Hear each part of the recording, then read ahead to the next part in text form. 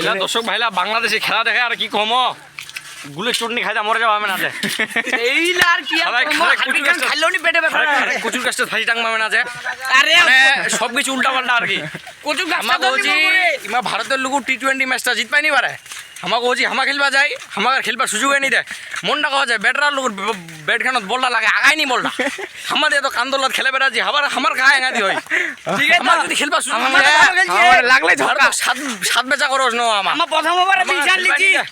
এই বাংলাদেশের টিমটার উচিত এই মশার কামড় খাইতে হয় না মরে যাওয়া